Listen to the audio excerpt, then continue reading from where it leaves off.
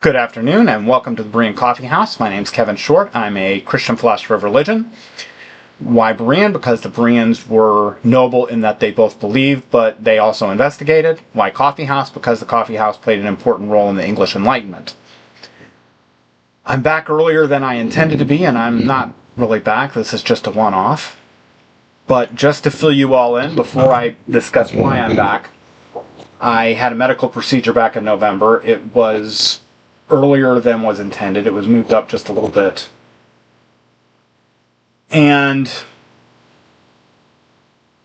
after recovery, I did some writing. In fact, you will find there's a pamphlet on Amazon called Why Christianity.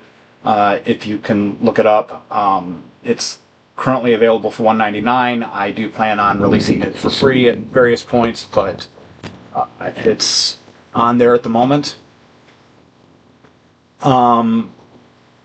Also working on a paper to read at a couple of conferences coming up, and quite frankly, before I came back, I wanted to spend some time and learn how to do this better, because I don't know how to edit. I have to film this all in one take. Sometimes that means it's not as smooth as I would like. I would like to be able to use graphics and things like that, but I really need to learn how to do that before I make a full-time push on it. And so I thought, well, I'll take some time and kind of try and learn and maybe produce a few videos out ahead of time. But unfortunately, the times caught up with me a little bit, and as many of you are aware, there was a disturbance in St. Paul, Minnesota, in a church with protesters interrupting a service involving, among others, disgraced former CNN commentator Don Lemon. Before I go into that specific protest, let me at least give you my understanding of some of this. I'm not a news hound. I may be missing something. So you at least deserve to know where I'm at with all of it. I don't watch a lot of news. I stopped watching. I used to watch both CNN and Fox, as well as a little bit of NBC, MSNBC, and a few others.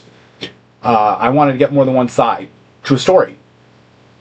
Unfortunately, after the Mueller report came out, it became very clear that left-wing media, and I include CNN as left-wing media, were unwilling to admit they made an error, which that I could have accepted.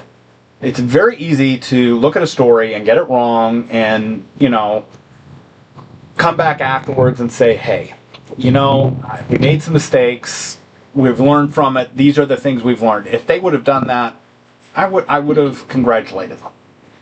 But unfortunately, they kind of refused to imply that there was any problem in their coverage, and in some cases they even started doubling down on the hoax, which there's really not a lot there in this whole Russian collusion thing. And so that was when I stopped listening to a lot of left-wing news, unless something was really going on and I wanted to get it from the horse's mouth. I stopped listening to the Fox and right-wing news when we started having QAnon and the whole election being stolen hoax, which I felt had the same lack of credibility. So about the only time I watch the news, and it's very hit or miss, is when there's something going on that I'm aware of.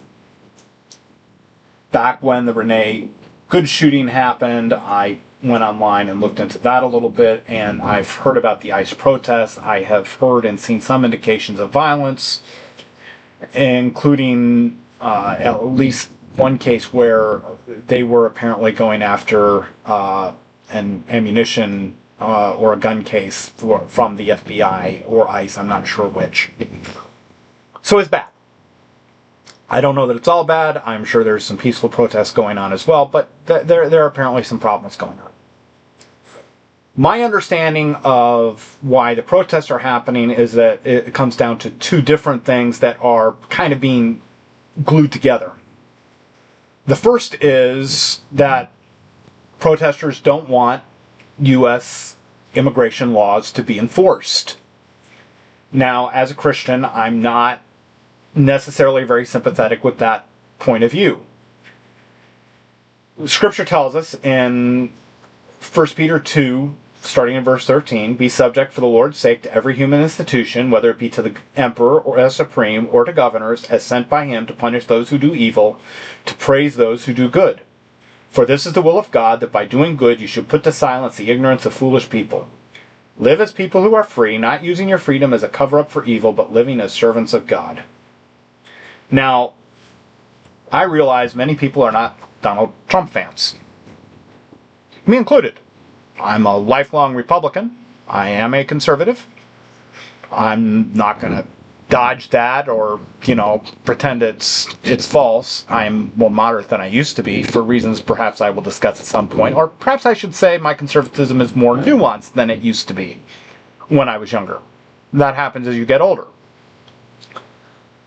But I'm certainly not a right-winger. However, I am not a fan of Donald Trump. I feel like he's done more damage to the party. I think he's, I'm really more Reagan than Trump. But Peter here is talking about submission to the emperor. Now, if you think Donald Trump is worse than the emperors of Rome, no. No, he is not. He is not in the same category.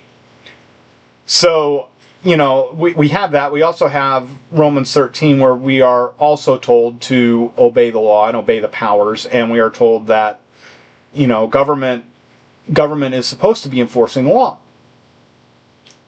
Now, are there problems with U.S. immigration law? Yes. Do we need to modernize those laws? Yes. Do I think Trump is rather extreme? Yeah, I also think the American left is rather extreme on those laws. I really would rather see something that was a lot more moderate. But that's the job of Congress. That's not the job of ICE. And this idea of, we enforce the laws we like or enforce the laws we don't, I think I've got some problems with that whole approach for the most part. That's not the way it's supposed to be done. And immigration laws are serious laws. Following 9/11, the idea of open borders, quite frankly, is not tenable. The second issue that's being protested and I only found out about this a few days ago when I was looking into the Renee Good shooting, and I found some discussion of it by Nate the Lawyer. He's a law tuber. Not one of the ones I listen to more often, but he does, I think, fairly good work. And by the way, if you're interested in that shooting, his video on that I think was particularly helpful. He put the camera angles together and timed them and spaced them out in a way that made it very easy to understand what was going on. He also explains some of the legal codes involved. He lets you first make your own decision. He does explain his point of view at the end, but it was very helpful. And in a second video, he had made some notes that he had some issues with ICE violating requirements for reasonable suspicion or due process before engaging with somebody to check whether they were here legally or not. And those types of things, due process rights, that's this second area that people are protesting. I'm not sure I necessarily believe it. There are a few reasons for that. I've grown very skeptical following the Russian collusion hoax, following the election hoax, following lies by Antifa, following lies by BLM, following lies by the Proud Boys, following lies by the Trump administration, etc., etc. It's very, very difficult these days to assume what we're being told is correct by any one side or the other. We quite frankly do seem to have a big Marxist movement that's involved in these protests, and that always makes me distrustful because Marxism has a very long history of being deceptive, lying, etc., etc., because their end goal is to bring about proletariat revolution, bloody war, overthrow the government, establish their own thing. Never works, but hey, that's kind of what they're aiming at. And it's a big problem when you start dealing with those groups trying to actually understand the truth sometimes. But I don't want to dismiss it for a few reasons. Number one, because Nate is a better epistemic agent than many of those on the left who have made this claim before, and he seems to have some sources I don't have. Number two, the Trump administration did start suggesting that ICE could go into churches. As a Baptist, I have some very, very strong views on that, and I am very, very opposed to it. Churches are not within the government's purview. I am a very staunch believer in the separation of church and state as a Baptist. Now, many on the left will find that surprising, but let me suggest that the problem with leftward versions of and leftward views on the separation of church and state is they begin with this idea of federal assumption in any area where the government wants to go. And in many cases, I believe separation of church and state issues come about because the state is meddling in areas that really belong to the church. Secondarily, I do believe it is also the role of the church to educate voters and to educate consciences when it comes to issues of morality and law. That's a discussion for another day, but the older Baptist view of the separation of church and state, I think, is correct. It does differ a little bit from some of the more modern propaganda where the point tends to be used. So that's something that gives me pause to believe that perhaps there are some due process issues. And the third is the fact that ICE does not wear body cams the way other law enforcement does. That, I think, is a significant problem. I don't understand why any government agency in this day and time is not making use of technology that helps verify what's happening when an arrest is being made. It's not proof of anything, but it's suspicious, and, well, let's not be suspicious. So, I have some suspicions, and for this second charge, I think we need investigation. I think we need the IG's office, perhaps Congress, to look into it. I'm not necessarily so sure how the protesters are actually helping with this thing. Certainly obstructing justice probably makes this worse. That's something I'm going to get into in a bit. But that's what I understand about the background about what's generally going on in Minnesota right now. I also think there's probably some things going on with government. Tim Walz is apparently in some trouble. I'm aware that there is a scandal involving fraud that he allegedly did very little to counter, some of which may have actually even funded a terrorist group. I'm not going to go into that because I don't know all that much about it, but I've heard a little bit of that when I looked into some of this. As to the church itself, for some who might be on the left, let's make sure we understand. Don Lemon was apparently trying to say that, hey, what they were doing was free speech. It's not. And here's why. Assembling in a public place is free speech. If you want to line up and hold signs and march on the sidewalk, if you want to hold an assembly in the park, if you want to go to City Hall, all of those things are perfectly legal. And all of those things should be supported. And I stand up for your right to say it even if I disagree with you. But a church is private property. It's owned by the congregation.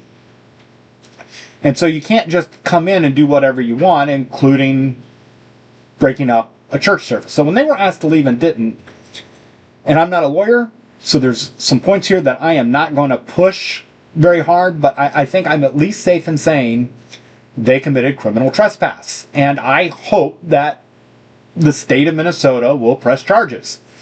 I'm not holding my breath there, but that's what I hope they'll do.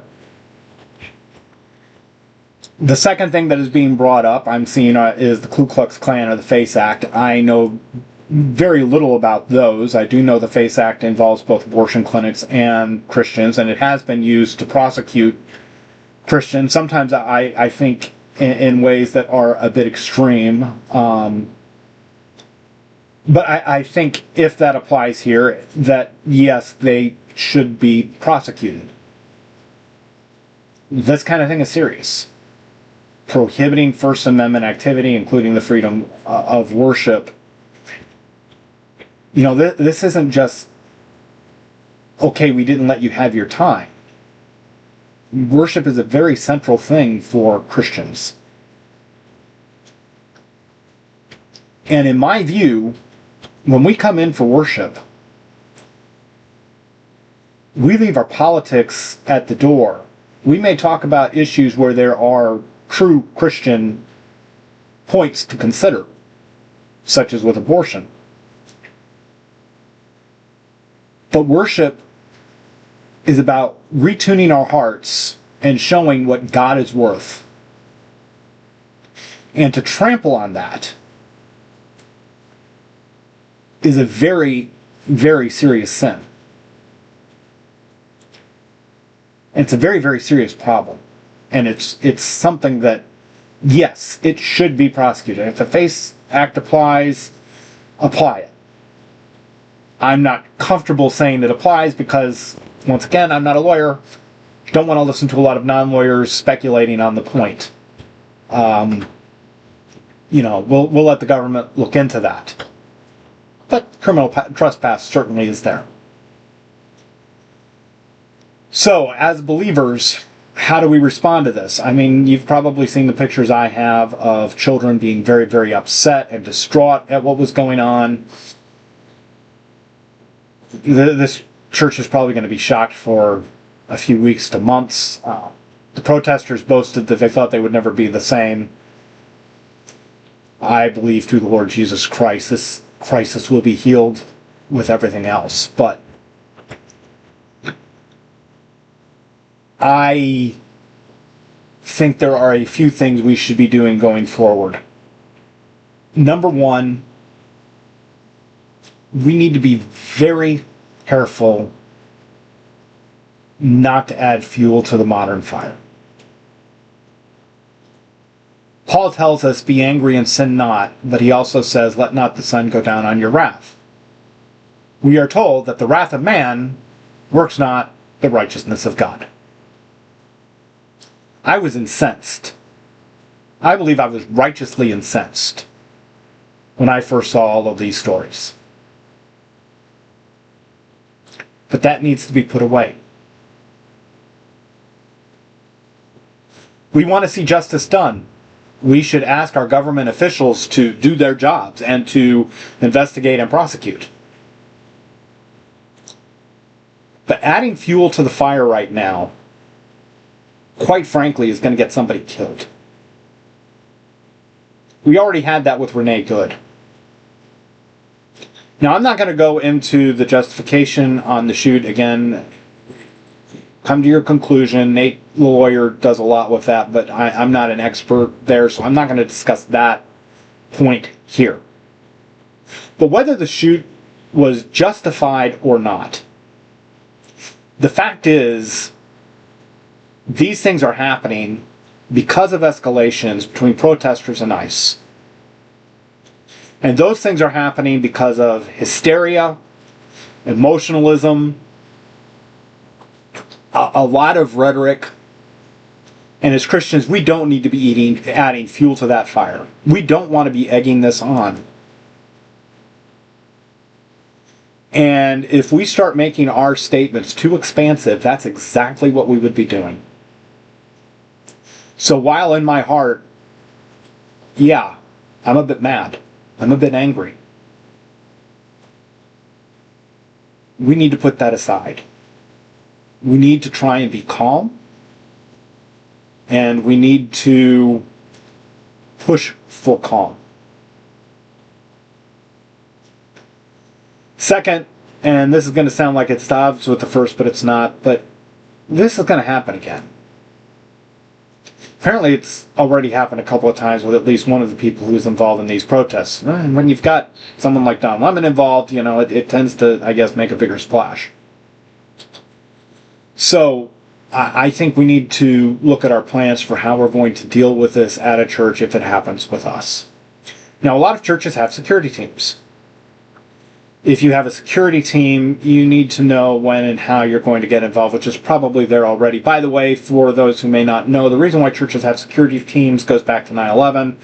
After that happened, there were some concerns that terrorist acts might happen within churches, so they felt they needed to start taking some protective measures just in case. And if you will note, there have been a couple of attempted mass shootings at churches that were stopped by said security teams. Not every church has one, but many today do. So it's not some, stockpiling of guns in the basement like a few people seem to think. It's nothing like that. It's just reasonable security measures that are being taken to protect parishioners and worshipers. And my suggestion is going to be, if protesters come and are violent, obviously your security team will need to be involved. If not, it might be best to ask them to leave, and if they don't leave, talk to the security team about letting the church handle it and keeping people calm. Why? Because, when people are sticking cameras in people's faces, this is not the time to talk. They're not listening. They're not thinking. They're not rational. They're just looking for a soundbite. Don't give it to them. Let the police handle it. And I'm not saying that because of propaganda. I'm not saying that because of optics. I'm not saying that for any other reason than, as believers, we just don't want to go there. Now, what if they're protesting your church? Let them. Take some coffee, take some cookies, take some donuts. If they're extreme lefties, I guess take granola. I don't know what they eat anymore. But, be charitable. As long as they're, staying where they're supposed to be, that's fine. If you really feel like you must to get rid of them, just, send your deacons out with gospel tracts and start asking them those 4 basic questions. If you were to stand in front of God right now and God were to ask you why I should let you in my heaven, it tends to disperse crowds pretty quickly in my experience. But, all of that aside, there's no reason to antagonize this where we don't need to. The last thing I'm going to say, and it's completely separate, is just over the next few days, spend some extra time in worship if you were incensed as I was. I know that helped me. Worship is how we retune our hearts to follow after our God. And taking time for that basic step will help you to evaluate this without the hysteria and the histrionics that are going on around us. Let the authorities do their job.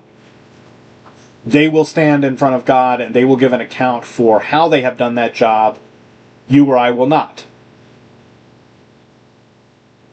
So let them do their job, which is pretty good advice in general. I mean, most of us aren't detectives, most of us aren't cops, and we don't play them on TV, so we should probably not try and do that job in real life.